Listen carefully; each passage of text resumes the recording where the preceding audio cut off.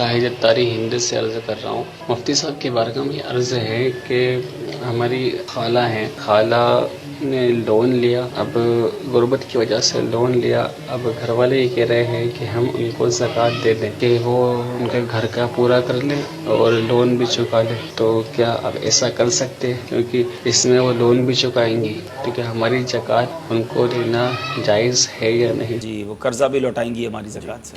اب اولاً تو دیکھیں خالہ کو زکوٰۃ دینا جائز ہے، یعنی اگر یہ بھی دیتے ہیں تو اپنی خالہ کو دیں گے تو دینا بالکل درست ہے، اس میں کوئی مسئلہ نہیں. دوسری بات، اگر ان کی والدہ دیتی ہیں تو ان کا دینا بھی درست ہے کہ ان کی بہن ہے. دونوں صورتوں میں صلہ رحمی ہوگی، زکوٰۃ دینا زیادہ اولا ہوگا. ٹھیک ہے.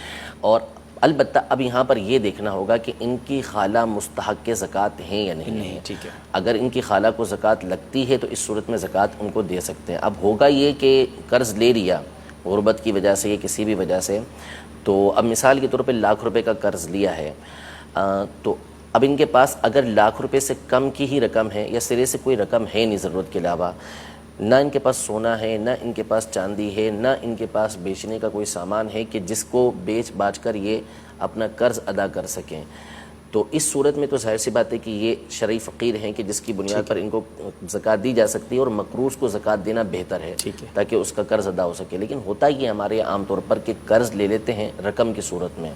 اب وہ یہی تصور کیا ہوتا ہے کہ قرض ہم اسی وقت ادا کریں گے جب کہ ہمارے پاس رقم آئے گی. بعض اوقات گھر کے اندر سونا رکھا ہوتا ہے، چاندی رکھی ہوتی ہے، اس طرح کی چیزیں رکھی ہوتی ہیں کہ جن کو بیچ کے قرض ادا کیا جا سکتا ہے، لیکن وہ بیچ کر ادا نہیں کرتے.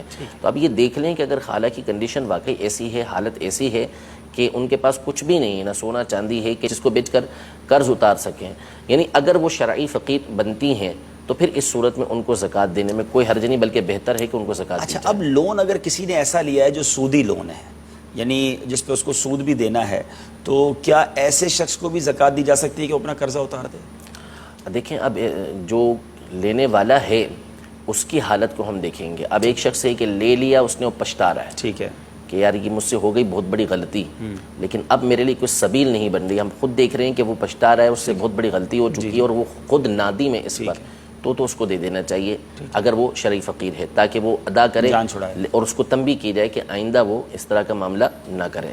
اور ایک ہے عادی اس چیز کا، اب پتہ ہے کہ اس کو دیں گے تو اس نے دوبارہ اس طرح کا کام کرنا ہے، تو پھر تنبیہاً اس کو نہیں دینی چاہیے تاکہ وہ اپنی حرکات سے باز آئے. اچھا، کسی نے ₹1,00,000 قرض لیا اور سود کرتے کرتے وہ ₹1,50,000 ہو گیا، 50,000 سود کے ہیں، ₹1,00,000 اس کی اصلی رقم ہے، تو اب ہماری زکوٰۃ ہم اس کو اگر 1,50,000 دیتے ہیں تو وہ 50,000 تو سود میں ادا کرے گا، تو پھر کیا ہوگا؟ دیکھیں جو زکوٰۃ ہے وہ تو ادا ہو جائے گی، ہم نے اس کو دی، وہ زکوٰۃ کا مستحق ہے، شرائط پوری پائی جا رہی ہیں، اس کے مطابق زکوٰۃ اس کو لگ جائے گی. اب رہا اس کا آگے ادا کرنا، تو اب اس کو اولاً تو ہم تنبیہ کریں گے کہ بھائی آپ کو ہم دے رہے ہیں، آپ کے یہ پیسے ہو گئے. اب آپ حتی الامکان کوشش یہی کریں گے کہ آپ جو قرض ادا کریں گے وہ ₹1,00,000 ہی ادا کریں. آپ بینک سے یا جو بھی شخص ہے اس کو آپ منع کرتے ہیں کہ بھئی یہ سود ہے، میں اوپر نہیں دوں گا. لیکن ظاہر ہے کہ اب جو سامنے والا ہوگا، اب بینک ہے یا کوئی ایسا شخص ہے کہ جو کام ہی یہ کرتا ہے، تو وہ تو زبردستی اس سے لے گا ہی لے گا. اور اگر وہ وہاں پہ مجبور ہو جاتا ہے، ایسا باؤنڈ ہو جاتا ہے کہ اس کو دینا ہی پڑے گا، تو ظاہر ہے وہ مجبور ہے، اسے دے گا.